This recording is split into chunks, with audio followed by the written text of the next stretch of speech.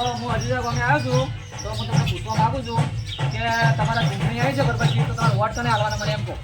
એવું છે એમ? કોંગ્રેસમાં ભાજપમાં એમ. તમારું નામ ભરતજી ઠાકોર? મારું નામ ભરતજી ઠાકોર. વાત તો તમે આમ જબરજસ્ત લાયા છો પણ બાકી રાખ્યું નથી. અને મને પૂછ્યું એ પણ બહુ તમે સારું પૂછ્યું છે. કારણ કે તમે મોટા છો એટલે મારે તમને તો પૂછવું તો પડે જ. મોટાને તો પૂછવું જ પડે. હવે અમે મોટા નાના તો વાત તો તમે બરાબર કરી છે કે તારે રીતે કામ સારું કરવું હોય ત્યારે આપણે મોટાની મંજૂરી લેવી પડે. અને વાત રેડી બોલ્યા તો પૂછી બોલ્યા નથી. પણ હવે મને એમ લાગે છે કે આપણે વોટ કેને આલવો એમ તમે મને પૂછો. હા વોટ તમે આલો એક વાત તો સારી છે.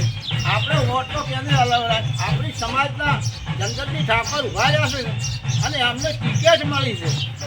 બરાબર છે? તો આપણે ટિકિટ મળી જાય અમને આપણે ટિકિટમાં મળી છે એ આધારે આપણે અમને વોટ આપવું પડશે અને અમને વિજયી બનાવવા પડશે. મારું તો કહેવું આવું છે. તમારું કહેવું કેટલું છે?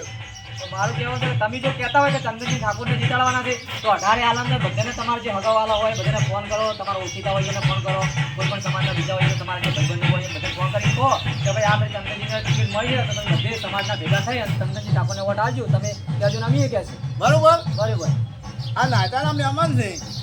હવે અમને થોડું પૂછી લઈએ આપણે હા પૂછો પૂછો. આ જે મોટા ગોમના આ તો જેમ કે અડધી સોટલી તો આ ગોમ બહાર છે. જેમ કે ગોમ મોટું છે એકને નાખ્યું ને બે નાચતા છે અને ગામ છે મોટું. આ મોટા ગામના આપણને રિપોર્ટ જે આવશે એ પણ આ રિપોર્ટ હેડશે.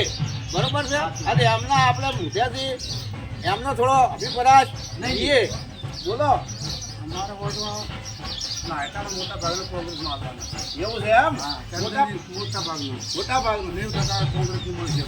એમ 18 આજે તૈયાર છે.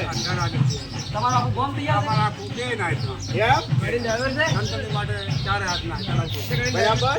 સંતનીનું વિધિ બનાવવાનું વિજય બનાવો છે એમને આગળ મોકલવાના આગળ મૂકવાનું. મોકલવા છે આપણા. અને ઠાકોર સમાજ નો વારો આજે આવ્યો છે એટલે ઠાકોર સમાજને આપણે બધા સમાજને એમ કહેતા કે અમને આટલો ફેરો અમારી આબરૂ રાખો ને રાખો એવું અમારું કહેવું છે. જય માતાજી મિત્રો. હવે તમારું કહેવું શું છે? મારું તો એમ કેવું છે કે ચંદનજીએ ભાગડી ઉતારી હતી હા એટલે ભાગડીની લાજ રાખવાની છે. ગમે તે થઈ જાય બધા સમાજને એક કરો બધાને એક કરી અને કહો ભાઈ આ ફેર અમારો વારો છે તો તમે અમને વોટ આપી અને અમારા ચંદનજી ઠાકોરને જીતાડો. બરાબર છે. અને બાજુ બીજું એક મારે થોડું તમને કહેવું છે. બોલો. કે આપણી બાજુના અંદરમાં જ્ઞાનીબેન ઠાકોર બનાસકાંઠામાં છે. એ પણ ઠાકોર સમાજની દીકરી છે. અને આપણે મુદ્રા ગામમાં એક ભાઈનું મમેરું ભજ્યું હતું મુદ્રા ગામે. અને એવું આજે વાતાવરણ ચાલે છે કે બનાસકાંઠાની જ્ઞાનીબેન ઠાકોર એ એનું મમેરું આપણે બનાસકાંઠાને ભરવાની ઈચ્છા છે. અને લોકો જ્ઞાનીબેન આમ બહુ મોડી છે આમ બહુ મજા આવે છે. રૂપિયા માંગે 10 રૂપિયાથી મોડી. અને મમેરાના કુવાજી આવીએ એટલે મમેરાના હાથીને આપણે જે 10 રૂપિયા તો બને ને તો 10 રૂપિયા માંગે છે. પૈસા લેતા નથી. વોટ તો આલશી જ. પણ ઉપરથી ચા પાણીના તમને ખર્ચો ના લાગે. તમને ખર્ચો નહીં કરાવો અને વોટ આલવા છે વિજય બનાવવા છે. આવું મમેરું અમારે ભરવું છે.